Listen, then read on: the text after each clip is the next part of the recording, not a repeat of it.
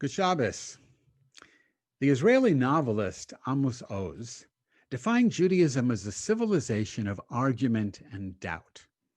The kind of argument he had in mind is what our sages called machlochet l'shem shamayim, argument for the sake of heaven, literally, but meaning argument for the sake of truth, as opposed to argument for the sake of elevating your own status and stature in the community.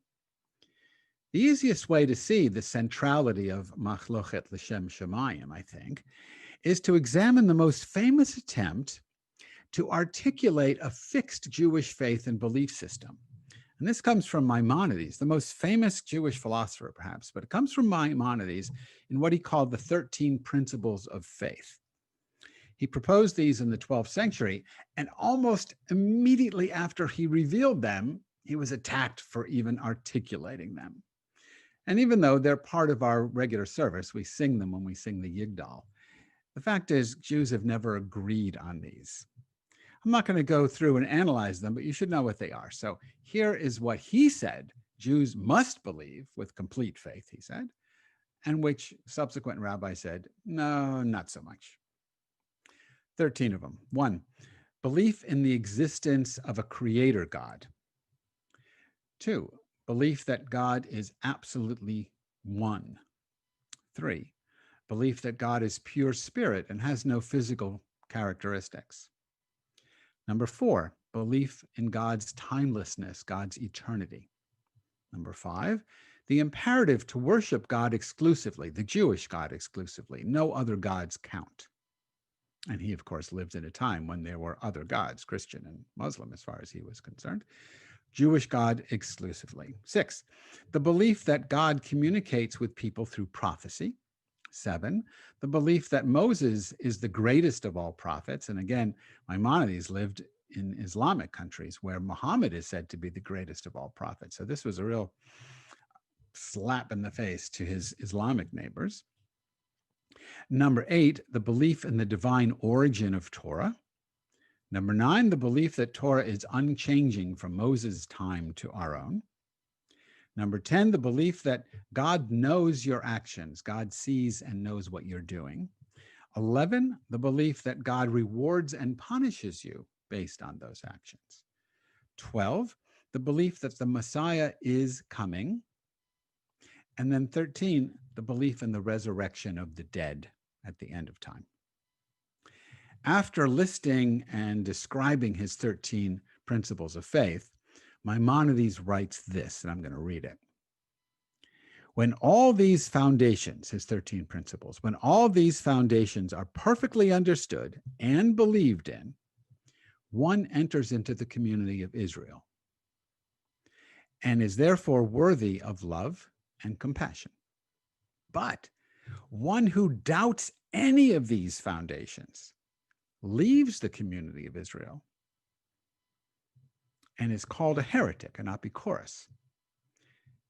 One such as this must be hated and destroyed. Maimonides, not a liberal. Let me be clear. I am an apikorus. Amos Oz is an apikorus.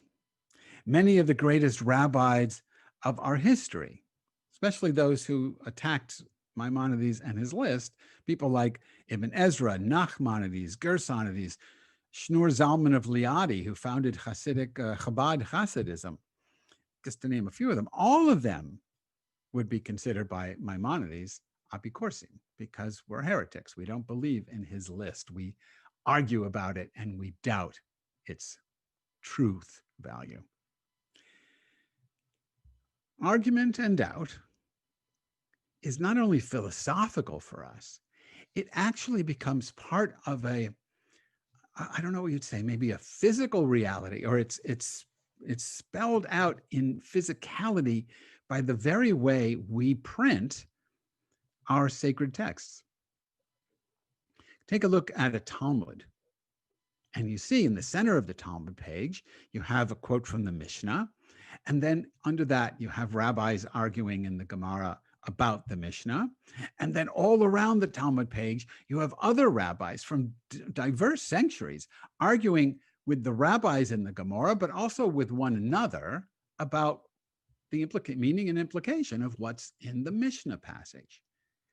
Our books are arguments in their very physicality. No other culture has this, as far as I'm aware. No other culture has this.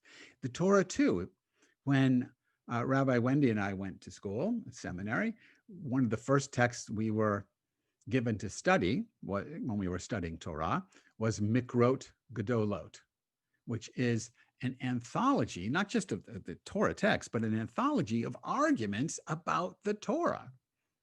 In fact, the Reform movement just published a new translation of Mikrot Gedolot, which is excellent. The argument continues. So this, because it's even in the very structure of the printed page, this love of argument and doubt is really seared into the psyche of the Jewish people.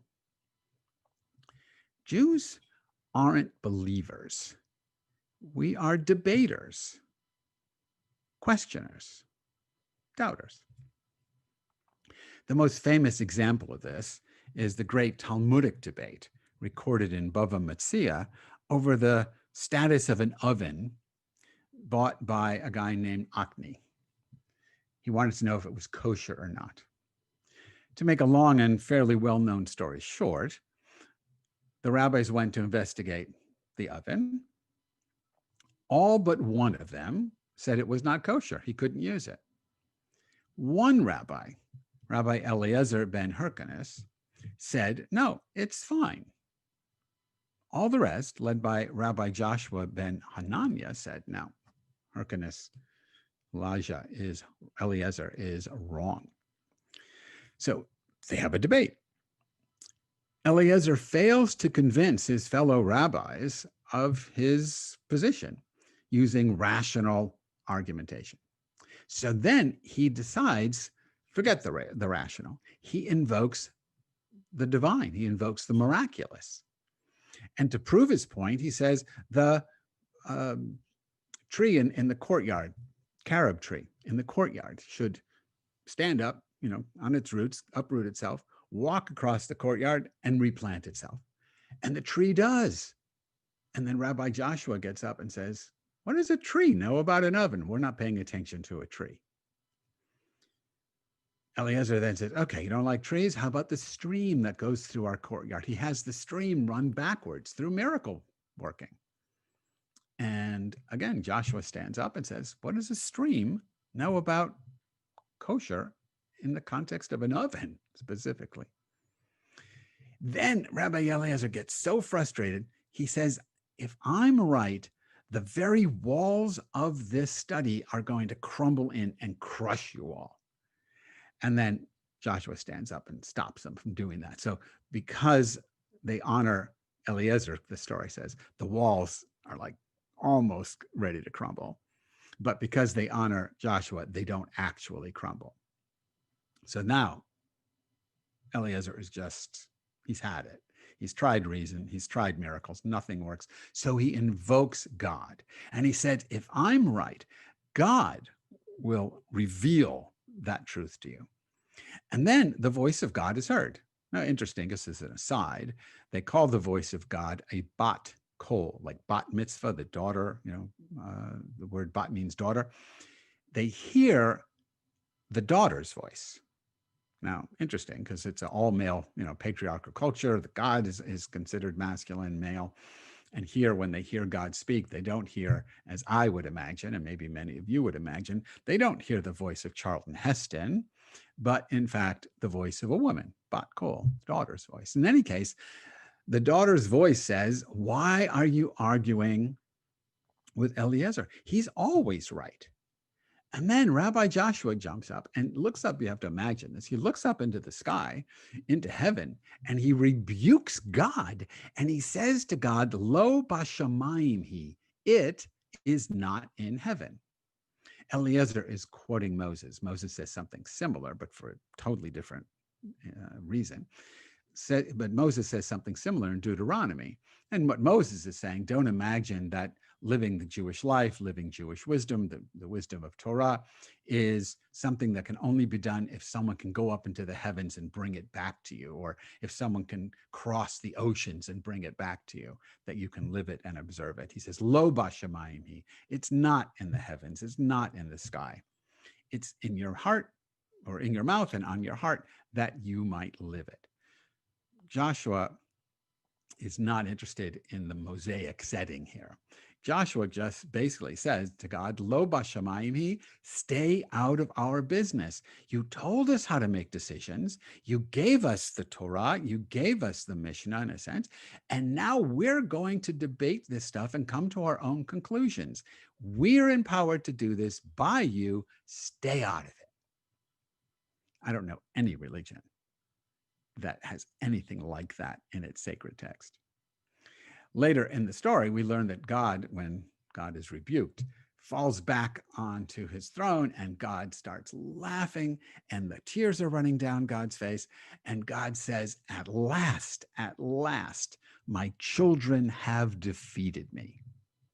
I mean, Judaism has this deep humanistic streak that says God provides the principles. We, as human beings, through argument and doubt and debate, we have to decide for ourselves how to apply these principles.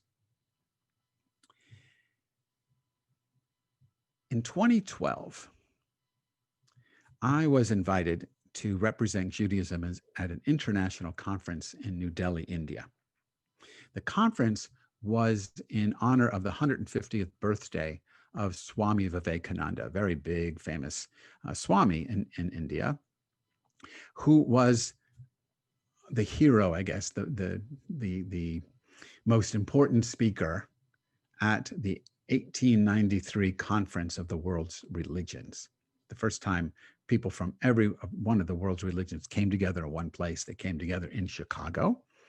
And Swami Vivekananda gave an address that everyone just rose up and applauded for minutes on end. It was so powerful and so universally true and welcoming. So to celebrate his 150th birthday, the organization that he founded, the Ramakrishna Order, convened this world conference, and I was among the speakers. The topic was, what does your religion, only one thing really, it's what they wanted. What is the one thing that your religion brings to the table of the world's religions? What's the most important thing that your religion offers the world community of religious? I came with Amos Oz and the notion that Judaism is a religion of argument and doubt. I told them the story of Acme's oven. I went through a lot of other things about how this works and the structure of a Talmud page. I mean, things that I mentioned to you, but went into much more detail. As I remember the event, I remember I spoke after His Holiness, the Dalai Lama. I remember when the Dalai Lama came up to the podium, everyone rose to their feet and they applauded him for quite a while. I don't remember them rising to their feet with a standing ovation when he left the podium. I did not get a standing ovation when I walked up to the podium, but I did get a standing ovation when I left. Now, I'm not saying my talk was better than Dalai Lama's talk, though I think it was.